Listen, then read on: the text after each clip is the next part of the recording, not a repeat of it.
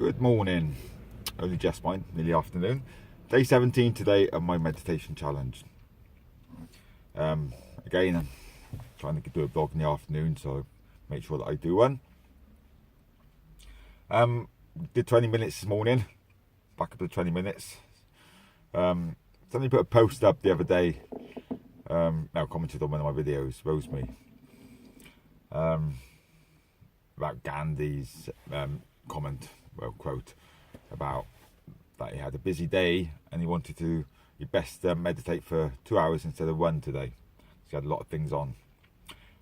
I've mentioned it before, I think. Basically that through meditation you have more clarity and you get more things done.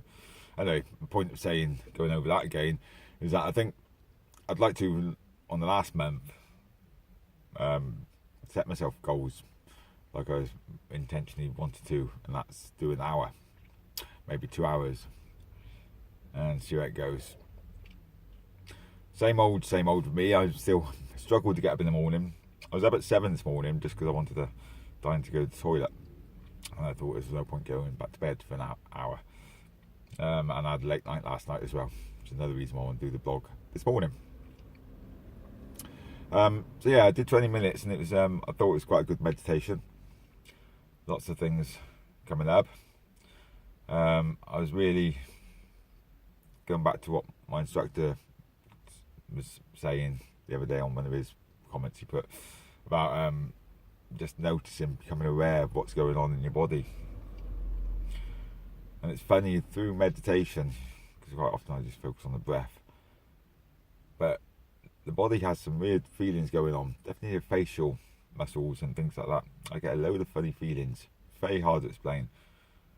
I get something I mentioned to Steve last time, I think, a couple of times ago when I went to see him.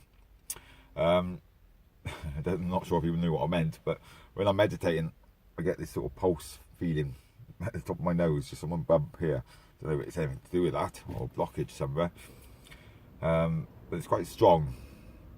And it's a weird thing. It just feels like something's coming out my nose. Don't know where that's come from, but we don't take time really to examine what's going on in ourselves.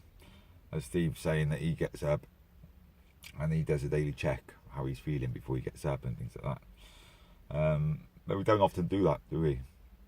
Because we're so in your freaking heads, to be honest. So yeah, interesting. I'm also started another book. Steve recommended actually. I can never say his name, but it's a famous Buddhist philosopher, monk, sorry, Andy Thich Nhat Hanh or something like that. Anyway, he was. I'm reading the book about the Buddhist Buddha and his journey through life from when he was a young kid and that. And I know it's set over 5,000 years ago, but it was talking about caste systems and that, and the person that the story was about was from a really lower caste, and he wasn't even allowed to touch other people from other castes and things like that because it would spread diseases and harm them. So if you touched anybody, you would get severely punished, like beaten up. I know it's a long time ago. I'm glad things aren't quite like that, but Buddha introduced him to somebody from a higher caste, and she was a bit anxious at first, if you like, because she had to share some food with him. But Buddha said that they're not all, just because everyone believes this and millions believe this is true, it doesn't mean it's true. And the truth is weird.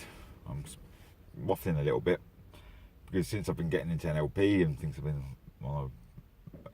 vamped my personal development up,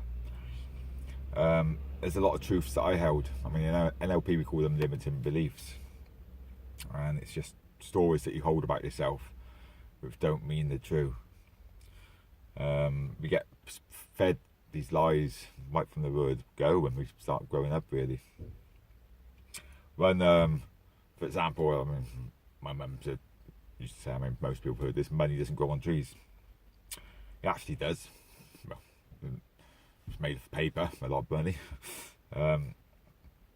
But another one was like, people like us aren't supposed to have money. When you're told this sort of thing at a very early age, that's your belief system.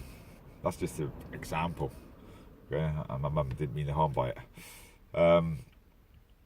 But we get told silly things all the time, which manifests into phobias and all sorts of stuff.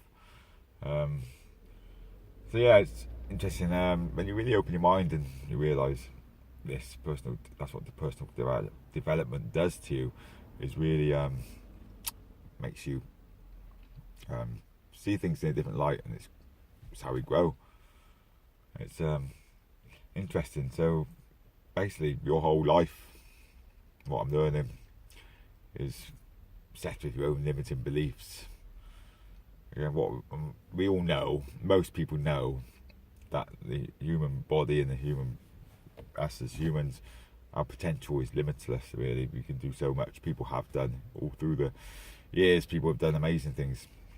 You'd never think I'd be talking through a video like this 50 years ago, and it would be unheard of. You'd say that was stupid.